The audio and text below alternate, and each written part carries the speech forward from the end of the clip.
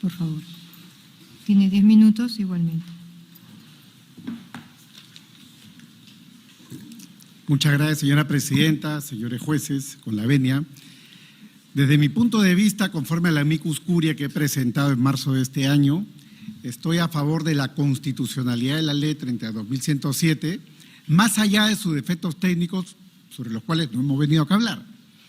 El punto de partida de los demandantes es el derecho a la verdad. No hace falta discutir la vigencia del derecho a la verdad, que implica el deber de investigar, el deber de identificar eventualmente a los autores, perpetradores les suelen llamar, aunque esa no es una técnica propia del Código Penal, no existe, se habla de autores y partícipes, el deber de sancionar, si es que son hallados culpables, y en cuarto lugar, dicen casi residualmente, si cabe, si hay lugar, la reparación. Eso no está en discusión acá. Tampoco está en discusión la regla de la imprescriptibilidad. Los demandantes se sirven del derecho a la verdad para decir la única forma de realización del derecho a la verdad es la imprescriptibilidad. Es decir, debemos de tener todo el tiempo del mundo, todo lo largo de la historia y vida de una persona para poder perseguirla 1, 2, 3, 4 veces hasta que el Estado pueda tener la posibilidad de vencer al posible autor de un crimen internacional. Pero lo que yo no veo del otro lado de la acera es el balance, porque ya lo ha dicho este tribunal y muchos tribunales constitucionales y supranacionales, no hay ningún derecho absoluto.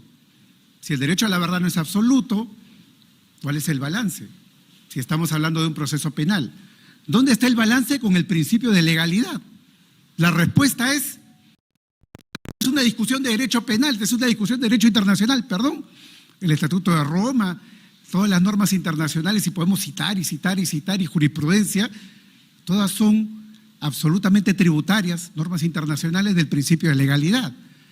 Hasta las normas no penales, como la Convención de Viena, Derecho de los Tratados, en el artículo 28 expresamente dice, principio de legalidad, que los tratados no son retroactivos. ¿Dónde está el balance? El principio de legalidad no es un principio del derecho penal peruano. Está previsto en la Convención Americana de Derechos Humanos, Tratado Europeo. Podemos seguir citando normas y jurisprudencia, no hace falta. ¿Dónde está el balance, señores demandantes, frente a lo que significa el derecho a la verdad? Por otro lado, el derecho a ser juzgado en un plazo razonable. Segundo balance frente al derecho a la verdad. ¿Dónde está, señores demandantes, el balance desde el punto de vista del derecho a ser juzgado en un plazo razonable?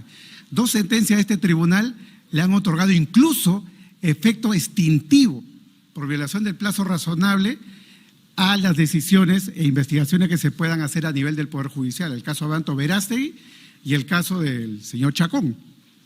De ahí en adelante son mandatos, digamos, en el sentido de que los tribunales deben de juzgar de inmediato y poner punto final a esta serie de investigaciones que cesan y consiguen al final eventualmente derrotar al imputado a través de múltiples persecuciones penales. No pongo en cuestionamiento, por lo tanto, señores jueces, ni el derecho a la verdad, no hace falta, aunque dogmáticamente podemos discutir sus alcances, no hay un derecho de las víctimas a requerir la sanción, no hay un derecho de las víctimas a la punición, pero no discutamos eso.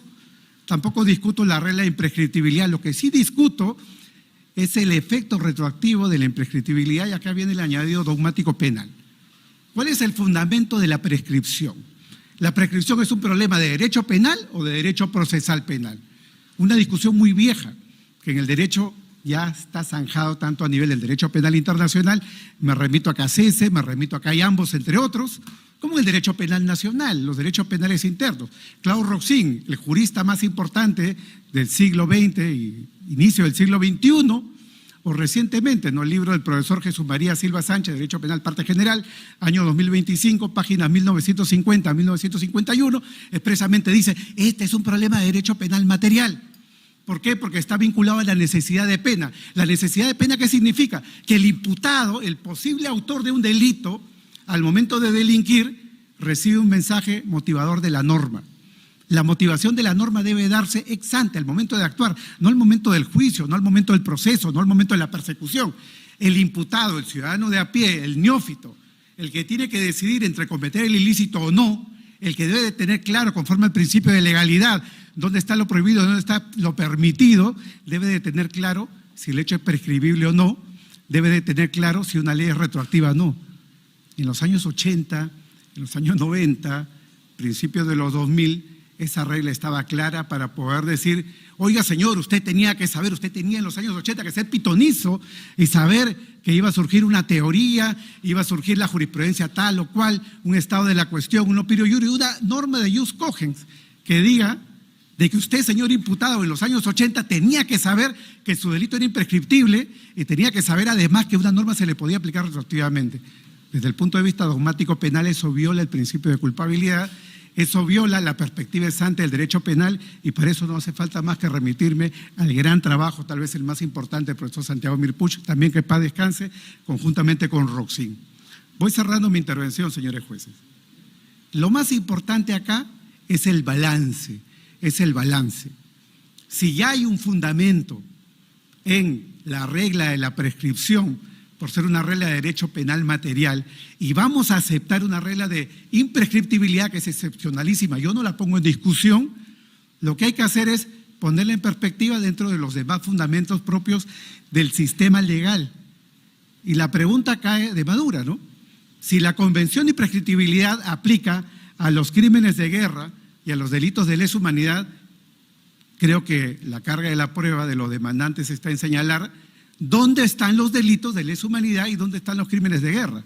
Yo formé parte de las comisiones reformadoras del Código Penal, Código Procesal Penal e incluso implementación del Estatuto de Roma en el derecho interno, y me dijo alguien por ahí, no voy a decir quién, no importa dónde aparezca, si aparece en los códigos militares o penales, lo importante es que aparezca. Se introdujeron algunos crímenes de guerra dentro del Código Militar Policial. Al final fueron derogados por una sentencia del Tribunal Inconstitucional porque no son delitos de función. Vamos al Código Penal, a la legislación ordinaria. Señores, ¿dónde están los crímenes de guerra? No existen. ¿Dónde están los crímenes de lesa humanidad? Conforme al artículo 7, numeral 1 del Estatuto de Roma, está claro que el delito de lesa humanidad tiene un componente esencial que es el llamado elemento contextual o de contexto, que es el ataque sistemático y generalizado, provocado claramente desde el Estado, con conocimiento de los autores de este hecho. Yo puedo citarlo en términos generales, pero otra cosa es evidenciarlo dentro del Código Penal. En el amicus curiae que he entregado he hecho un recuento desde los proyectos del Código Penal de los años 80 hasta la legislación vigente para concluir que esos crímenes de lesa humanidad no son los delitos contra la humanidad por la falta del elemento contextual. Pero a reglón seguido, señores jueces, nos encontramos con lo que ya ha sido mencionado y no voy a repetir, que es la sentencia 24/2011, que consideró que la reserva que había puesto el Estado peruano era una reserva inconstitucional. Discutiremos, en primer lugar, si es una reserva o una declaración, ¿no?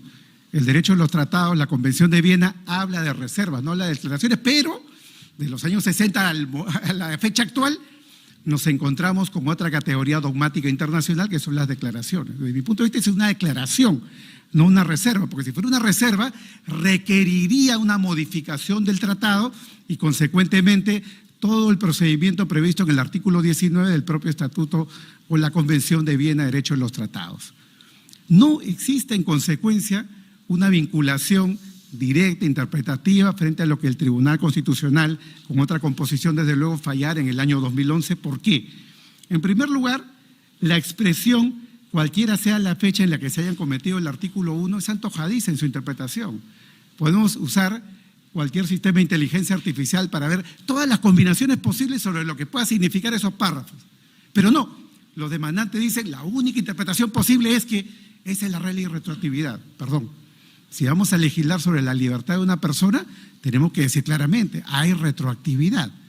Y eso en ninguna parte de la Convención de Imprescriptibilidad se menciona. En segundo lugar, acá se necesita una transposición interna y el mejor ejemplo está con la imprescriptibilidad de los delitos de corrupción.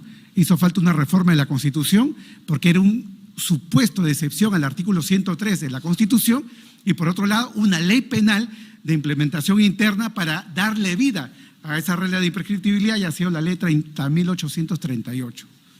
Existe una reforma constitucional para ingresar esto dentro del sistema peruano, no, existe una ley de transposición interna para esa imprescriptibilidad, tampoco.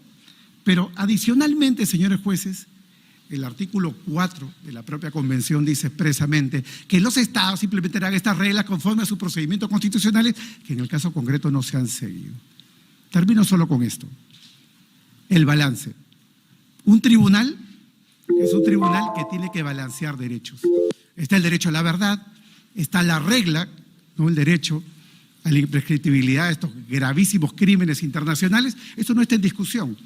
Lo que está en discusión es el derecho a ser juzgado en un plazo razonable y el derecho a comunicar desde el Estado, desde el derecho penal, con claridad meridiana qué cosa está prohibido, qué cosa está permitido y cuáles son las reglas que debe de aplicarse para una persecución penal, y en este caso implicaría una violación flagrante del principio de legalidad, aceptar la retroactividad de una regla tan excepcional ya de por sí como lo es la imprescriptibilidad. Muchísimas gracias.